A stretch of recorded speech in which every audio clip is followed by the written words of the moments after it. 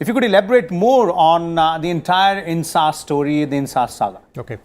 First of all, INSAS stands for Indian Small Arms System.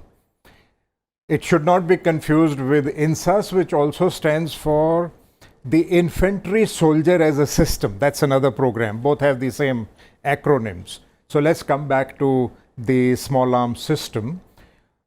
Indian Army had been using the .303 Lee Enfield rifle since the Second World War, and then it was replaced by the British L1A1 self-loading rifle, which was manufactured by the Ordnance Factory Board.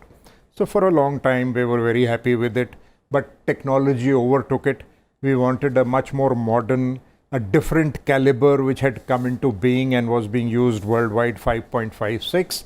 So, not to belittle the INSAS rifle, this rifle was developed in India after taking some aspects of the design from 5-6 different weapons around the world. And there were famous names: Heckler and Koch, Galil, FAL, Steyr. So it is a mixture of various features, not that it is a mashup.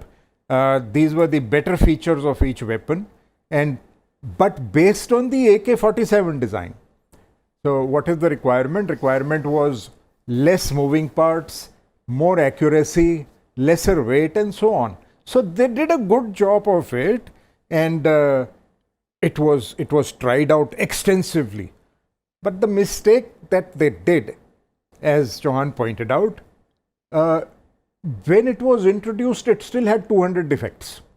And they said during mass production, serial production, in production improvements, these faults will go away, they will be removed, there will be improvements. Unfortunately, some of them remained, and particularly 3-4 major faults remained, and these came out in the Kargil conflict, because using a weapon in peacetime, when you clean it every day and you fire only a few rounds, is a different thing. When in combat, when it gets proven, combat proven, that is the time it sees different conditions and they're not so well looked after. So there were some problems. I don't want to go into it. It's an entire different ball game when it is about combat. So the armed forces have used this weapon for more than 18-20 years now. They have already initiated the requirement many years ago for a changeover. Again, Defense Minister Antony stated in Parliament in 2012 that technology has overtaken and the armed forces want a newer, better weapon. But the armed forces also, over the years, have not really decided what they want. Well, okay, then it came to emergencies and critical situation. And sometime this year in January, the Defense Ministry approved fast-track procurement. Okay. This essentially means it's an emergency. You can acquire within 6 months. You can, shorten the procedures. There's a thing laid down in the DPP, fast-track procedure. You don't have to call more than 3 or more tenders, and everything will. And so now we have a situation, the 3-pronged policy of the government to acquire 15% of these rifles under fast-track procedure, 60% to be made by the, or 25% to be made by the ordnance factories, and 40% to be made by, 60% to be made by private sector. We are at that stage now. From the soldier's perspective, from the end user's perspective, and you yourself also pointed out in your first response, and Sudhi was also saying, what is it that exactly should be, the level of expectation as far as the armed forces are concerned, so that we can match the expertise or our capabilities, in-house capabilities which are there, and in the meantime we can also find some balance between what we can produce and what we can import? Very simply stated, the soldiers' requirements are 2. One is, I must have a better weapon than my enemy. And the second is, when I need to kill the enemy, this weapon should not fail me. These are the 2 requirements. So the GSQRs are made to meet the expectations of the soldiers, the users, and feedback is taken from the environment. And great deliberations go into it. Just remember, when an RFI is put out, the responses come in 2 to 3 months. It takes another 6 months to 1 year for an RFP to be made, based on a GSQR on which considerable time is spent, and then the RFP is issued. Thereafter, of course, it's a long process, and that's where we are now. The expectation now is not on the performance of the weapon. Whatever we get based on the requirement which has been made is going to be a first-class weapon. But the expectation is, for God's sake, hopefully this process will culminate into acquiring one. Okay. So far, it's not been confidence building, because 2 or 3 times the same RFP responses, tenders have been cancelled. And that is why we have gone in for fast track procurement. In the fast track procurement procedure, which started in January this year, we have come to a stage when we have found for the rifle, the Sig Sauer Sig 761 rifle has been shortlisted as the L1 lowest bidder, and the Caracal carbine of UAE, Abu Dhabi based company, has been listed as the L1 in the carbine segment. Now these are to meet the 15% emergency requirements. Now the negotiations will start. How long they take place and whether they will be cancelled or they will go to fruition, one has to see. Okay. And now an RFI has been put out for the remainder 40% of the rifles which will be manufactured by the Ordnance Factory Board to a number of dealers. And also the Russians have offered the AK-103 to be manufactured as part of this requirement. Okay. So it's going to take a long time. So these are also expectations. Give me a good weapon, give it to me in time. How would you look at the characteristics and qualities, and which one might suit that bill? Although you've already said that ultimately the soldier's expectation is mine should be better than my enemy's. Well, there are lots of weapons, lots of rifles, carbines which are top of the rack.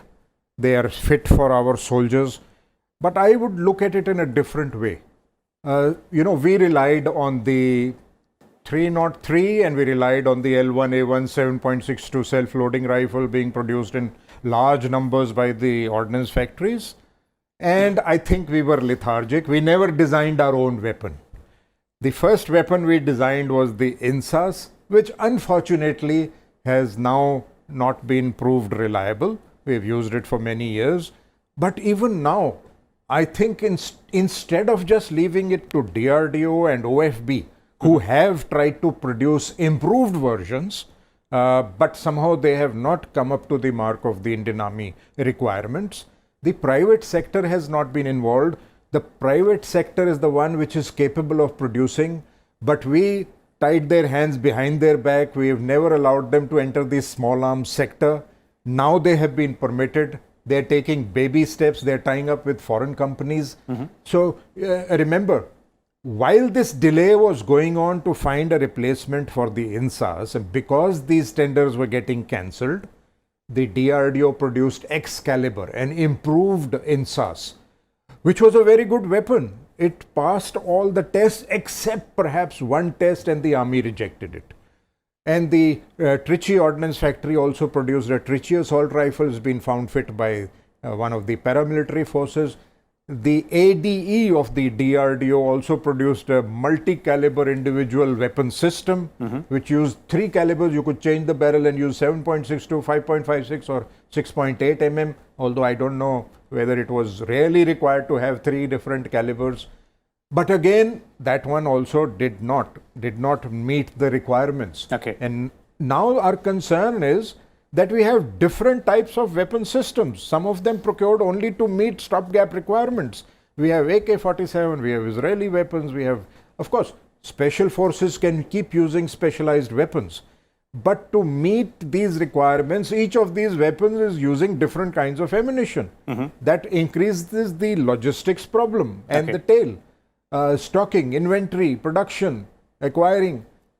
So other than meeting the basic requirement of it being an efficient, effective weapon, we should have an indigenous design, because under licensed manufacture, all you will get is just keep manufacturing. You will not be able to improve the weapon system or develop a new system. Including comments from you. Including comments, I would say get the best brains in the country from the private sector, give them $2 million, tell them do anything with it, take 1 year.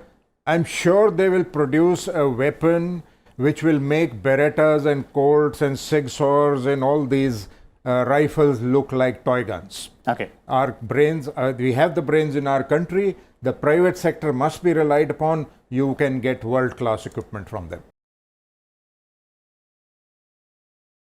Let's first talk about the need, the time frame, and how we have come about to procure these new assault rifles. Very important. You've given out the basic background to the issue. There are certain issues which must be placed in perspective. Firstly, we are a 13 lakh Indian Armed Forces, Army, Navy, Air Force, and we have 9 lakh of paramilitary forces. That makes it 22 lakhs. And our primary rifle, the assault rifle, is the INSAS 5.56. There are almost 20,000 copies, not 20,000, 20 lakh copies of INSAS rifle in circulation, in stock, in inventory, under production, being replaced. And the life of an INSAS rifle is about 20 years. These first came in the middle 1990s, and now it is 2019. So they've already been in service for over 20 years. Some batches produced later are almost new, because it was in 2017 that the decision was taken to do away with it, to retire the INSAS. It will take some time to retire a whole lot of them. And because the replacements, that is, one is the AK-203 rifle, which will be made in an ordnance factory at Korwa, will take time. They will start arriving from next year, and since they have to produce 7 lakh copies, it will take a few years for all of them to be inducted and to replace the INSAS. So the government decided and gave approval last year in February for 72,400, as you said, rifles to be purchased on fast track procedure. That means the procedure lays down a time frame of 6 months, but practically it has taken almost 2 years for the contract to be finalized and the rifles to start coming. The first lot has just arrived. And why this 72,400? Because the government said, let's meet our immediate requirements. By now, when we have decided the INSAS is not good enough, the enemy is armed with a better rifle, the terrorists are armed with AK-47 and their variants, which in many ways is better than the INSAS 5.56. So these have been contracted to arm the frontline troops, as the army chief called it last year in one of his press conferences. They will not be for arming the whole of the Indian army. Remember, these personal weapons or assault rifles are mainly for the soldiers who are fighting in the front line. Because of functions, the officers and some of the people who man crew-served weapons or other equipment, they are armed with carbines or pistols. Okay. So this rifle which has come in is for those frontline troops. And the government also decided that remainder 85% of the remainder 85%, 60% will be met by industry and 25% by the ordnance factories. Since then, there has been a change. The Indo-Russian rifles factory has come up as a joint venture, and they will produce. Yeah, they will produce the AK-203 in large numbers. Okay. So this, not only the assault rifle, the army also wants a carbine, because the INSAS carbine had not been fully developed or accepted, and the army also wants to replace the INSAS 5.56 LMG, for which also action has started, but it will probably take some time. Okay. So right now we have the assault rifle, the carbine and the LMG being replaced by foreign weapons under the fast track procedure, rifle has been decided will be the AK-203 to be produced in India by the Ordnance Factory, and they are yet to decide on the carbine and the LMGs. General Arora? Let me add to that. You know, right now, some of the problems which soldiers experienced in a INSAS 5.56 have been eradicated. The problems which were encountered were, first it was, the INSAS, you had the facility of firing semi-automatic. That means you just press the trigger once. When it is on semi-automatic mode, and 3 rounds burst would be fired. But at times, despite that, it would just fire on automatic, all the rounds being fired uncontrollably. Second was the barrel was getting heated up. Okay. Third was that in cold weather, the plastic magazine would crack. And the fourth major defect was that sometimes the firer would get splash of oil into his eyes. So these were sorted out, but then came the requirement of using additional equipment, under barrel grenade launcher, a Picatinny rail with the night vision devices, other aiming devices, which were added. But when a rifle is designed and manufactured in the factory and all these come fitted as original equipment, it's a different weapon. Rather than retrofitting and later redesigning the weapon, there is always a difference. So today you have INSAS 5.56, which you can fire grenades with a UBG with it, and you can have Picatinny rail, and you can use the devices. But still, it is, as compared to others, it is not effective. This point about 5.56 ammunition, definitely it's a smaller caliber. Although armies all over the world are now rethinking and going to somewhere between 5.56 to 7.62. 6.8 mm is also emerging as a favorite caliber, but that remains to be seen. The Indian Army, with all its wisdom, has decided to go for 7.62. Pakistan also uses the G3 rifle, which has 7.62. Some other advanced armies also use 7.62. Although other calibers, 5.8 is also available, 6.8 is available. Okay. So now this Sig Sauer, it's a proven weapon. It's not one of the 10 best assault rifles in the world, but it is proven, it is well designed. The extensive trials carried out on this weapon have shown that there are no problems. It's very effective, it's accurate. Now, AK-47 or AK-203, which is being manufactured, is also very efficient, very reliable, with just 8 moving parts. When a bullet is fired, there are only 8 parts which move. A rifle may have more than 80 parts if you strip the whole thing in the factory. But when you are actually using it, minimum number of parts are moving, so it does not lead to any stoppages. Stoppages are mainly caused because of fouling, or because of the gunpowder smoke getting deposited here and there. So these newer weapons come with chrome-lined barrels, which eliminate the fouling. Even the American AR-15 and the M14, M16 had many problems over many years, particularly in Vietnam. But now we are getting SIG 716, which is a proven weapon, very effective.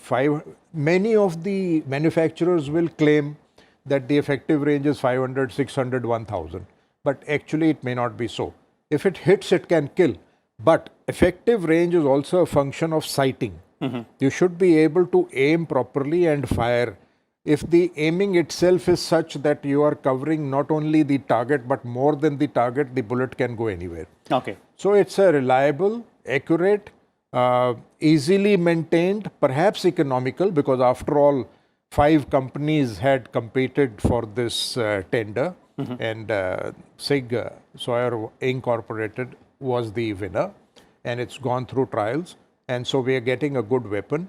But we cannot rely on an imported weapon all the time, hence the smaller quantities are being purchased. Concluding comments from you, General Arora. Well, what comes to mind very clearly is, why don't we have our own weapon, indigenous Indian, whether it is pistol or carbine or LMG, assault rifle, sniper rifle, or anti-tank rockets. It all I just want to summarize. Remember, we had the Lee Enfield 303 rifle right from Second World War up to 1965 war, and then we had the L1A1 British rifle made in India under license, fairly good weapon. And then we decided that it's time to have our own. This 5.56 was developed by DRDO and Ordnance Factory Board. Okay. 1990s it was introduced in service, and it has lasted up to 2017, you could say, when the decision has been taken.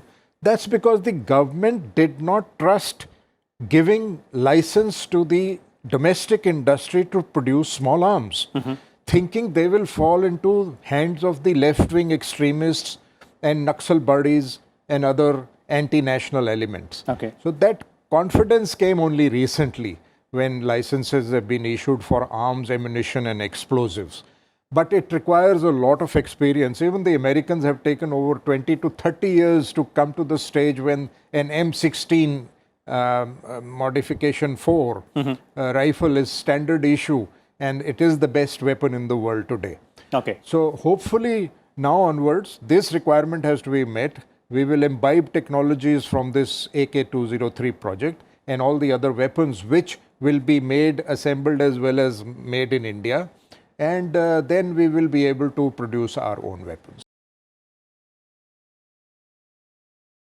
What are we looking at when we say that Indian Army is going to procure Spike missiles? Which version and how is it different from others? Okay. So let me just give a brief overview what is important in an anti-tank guided missile for the infantry, because this is being procured for the infantry. Number one is generation. There is first generation, second and third generation.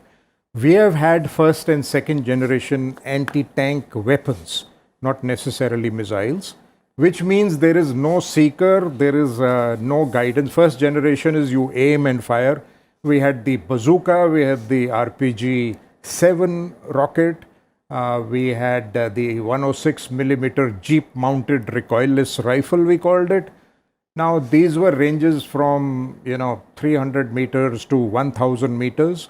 No guidance. You had to aim optically, and if it hit the target, it did.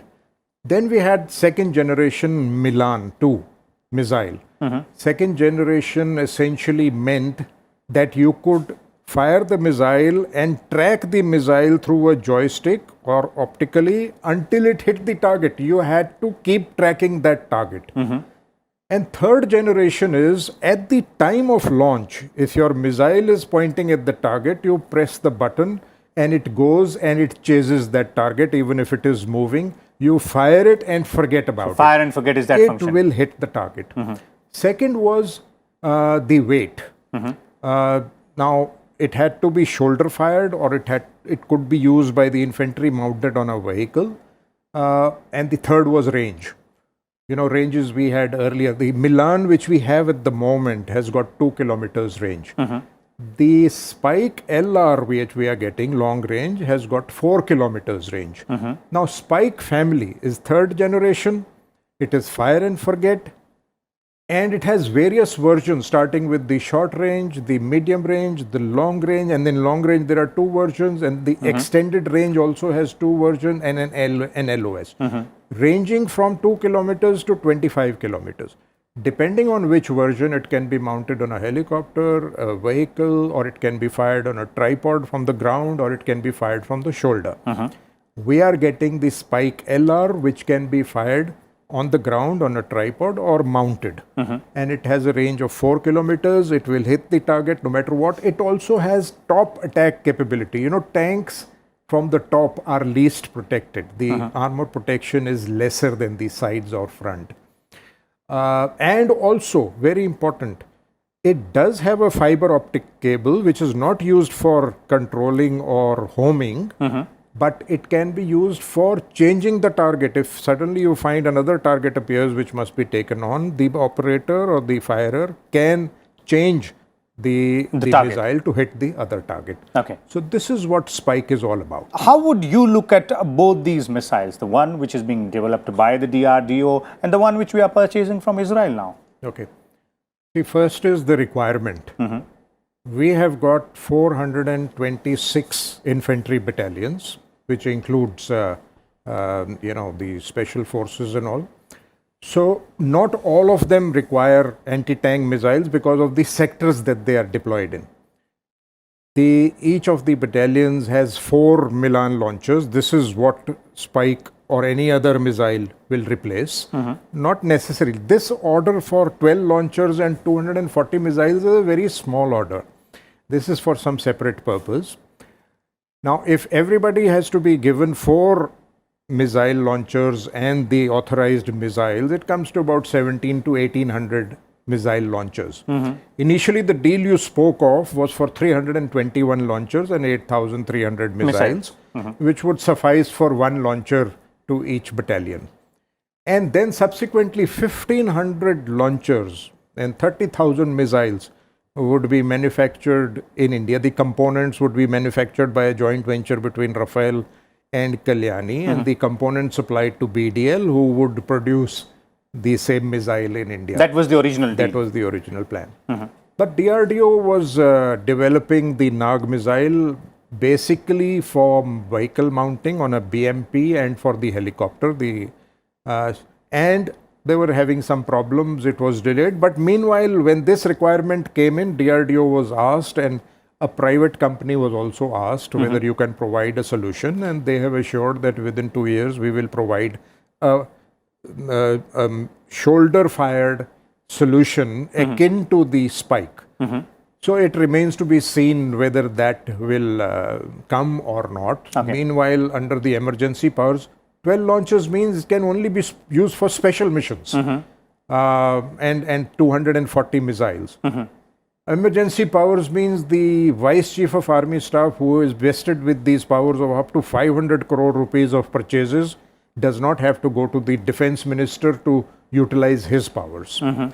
So these are being acquired under those powers. Well, over time, when these are used in training and in operations, we will know whether DRDO is able to fulfill its promise, or whether private industry can fulfill their promise, and whether we should go ahead with acquiring these missiles or not. Okay. Now, the Nag missile being developed by DRDO is a 45 kg missile, similar to Spike, but entirely developed for IFVs and for helicopters. Shoulder fired means it has to have lesser weight, say around 25 kilos at best. That is the launcher, and missile itself is 8 to 14 kilos. This missile, Spike, is 14 kilos. The short range one is 8 kilos. And if it is lighter, it has lesser range. Lesser range. So, Nag, which is being produced or promised to be produced for the infantry, should have similar range, about 4 kilometers, or a short range missile having a range of 2 kilometers. These are big challenges, considering for the last 10 years, Nag has been under development. The main problem has been with the Seeker, which is the most technological part of it. We do hope DRDO succeeds and we get an indigenous solution and we are able to equip the army with larger numbers. Way ahead from here onwards when we look at the ATGM segment. You know, far too many cases are happening of acquisition under emergency powers or fast track procedure. Now, this means there was lethargy in procurement earlier. And at least some of the deficiencies are being made up through emergency powers or the fast track procedure.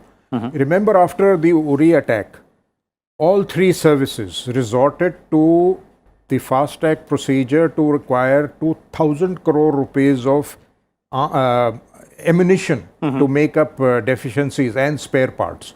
And then came the assault rifle, then the missiles for the Air Force or bombs for the Air Force, and now these Spike.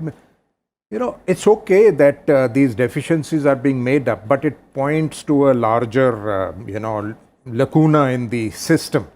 I hope the government takes note and fixes this so that planning for procurement is smooth and all these equipments, weapon platforms, ammunition, everything comes in time, and the services don't suffer and they don't feel that operationally they are not prepared.